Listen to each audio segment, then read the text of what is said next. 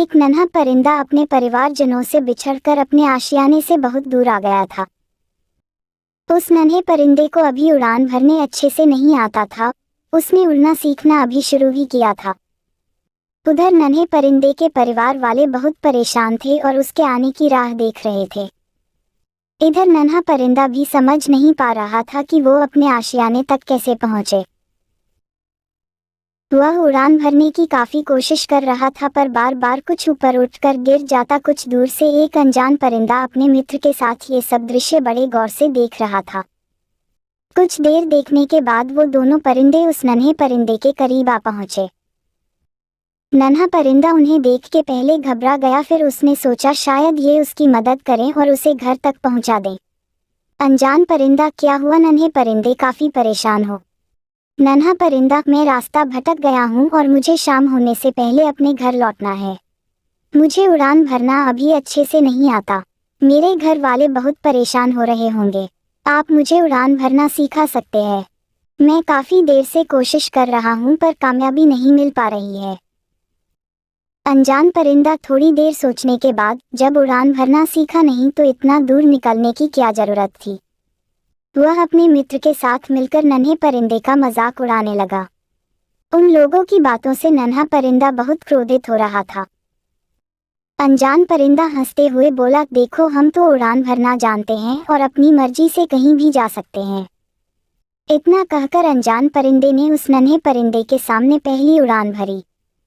वह फिर थोड़ी देर बाद लौटकर आया और 2-4 कड़वी बातें बोल पुनः उड़ गया। ऐसा उसने 5-6 बार किया और जब इस बार वो उड़ान भर के वापस आया तो नन्हा परिंदा वहां नहीं था। अनजान परिंदा अपने मित्र से, नन्हे परिंदे ने उड़ान भर ली ना? उस समय अनजान परिंदे के चेहरे पर खुशी झलक रही थी।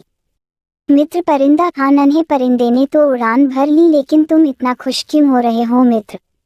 तुमने तो उसका कितना मजाक बनाया।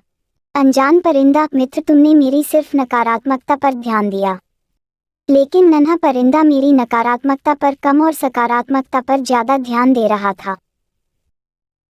इसका मतलब यह है कि उसने मेरे मजाक को अनदेखा करते हुए मेरी उड़ान भरने वाली चाल पर ज्यादा ध्यान दिया और वह उड़ान भरने में सफल हुआ।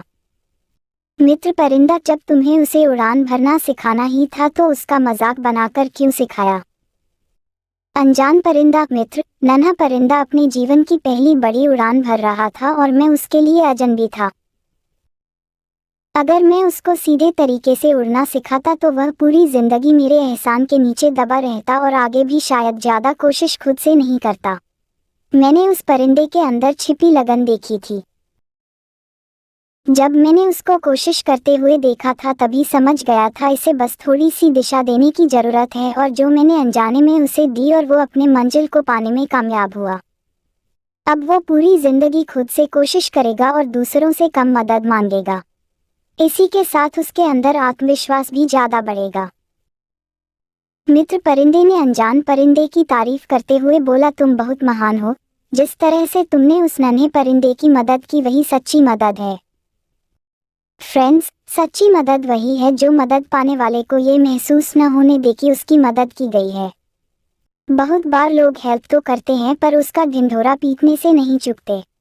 ऐसी हेल्प किस काम की? परिंदों की ये कहानी हम इंसानों के लिए भी एक सीख है कि हम लोगों की मदद तो करें पर उसे जताएं नहीं।